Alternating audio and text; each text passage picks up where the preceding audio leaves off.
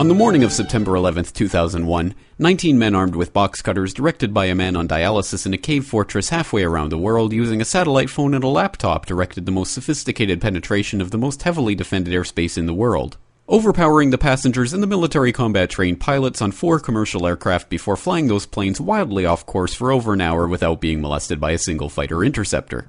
These 19 hijackers, devout religious fundamentalists who like to drink alcohol, snort cocaine, and live with pink-haired strippers, managed to knock down 3 buildings with 2 planes in New York, while in Washington a pilot who couldn't handle a single-engine Cessna was able to fly a 757 in an 8,000-foot descending 270-degree corkscrew turn to come exactly level with the ground, hitting the Pentagon in the Budget Analyst Office where DoD staffers were working on the mystery of the $2.3 trillion that Defense Secretary Donald Rumsfeld had announced missing from the Pentagon's coffers in a press conference the day before, on September 10th, 2001. Luckily, the news anchors knew who did it within minutes. Osama bin Laden. The pundits knew within hours. Osama bin Laden. The administration knew within the day. Terrorists who committed these acts and those who harbored them. And the evidence literally fell into the FBI's lap. That a hijacker's passport was found blocks from the World Trade Center crash site, if you can believe that. But for some reason, a bunch of crazy conspiracy theorists demanded an investigation into the greatest attack on American soil in history. That investigation was delayed, underfunded, set up to fail, a conflict of interest, and a cover-up from start to finish. It was based on testimony extracted through torture, the records of which were destroyed.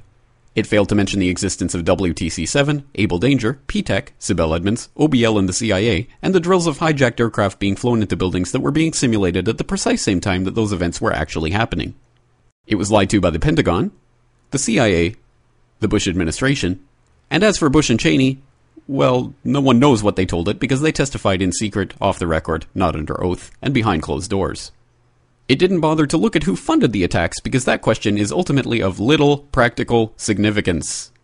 Still, the 9/11 Commission did brilliantly answering all of the questions the public had, except most of the victims' family members' questions, and pinned blame on all the people responsible, although no one so much as lost their job, determining the attacks were failure of imagination. Because nobody in our government, at least, and I don't think the prior government that could envision flying airplanes into buildings. Except the Pentagon, FEMA, NORAD, and the NRO. The DIA destroyed 2.5 terabytes of data on Able Danger, but that's okay because it probably wasn't important.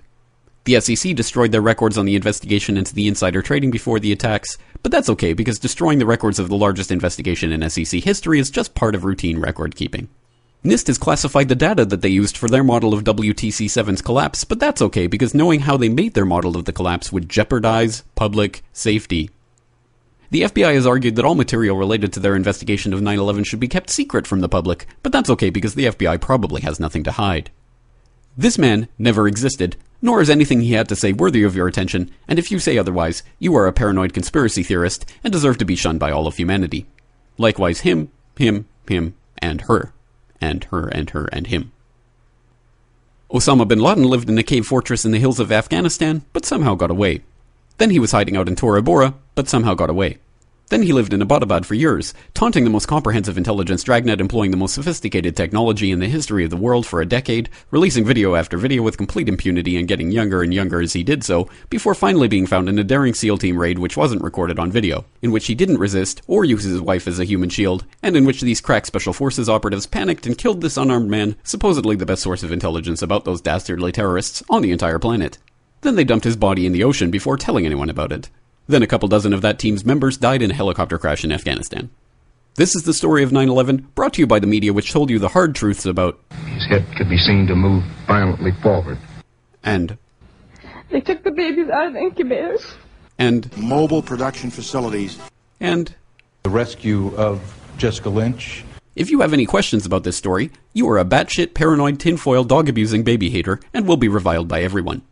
If you love your country and or freedom, happiness, rainbows, rock and roll, puppy dogs, apple pie, and your grandma, you will never ever express doubts about any part of this story to anyone. Ever.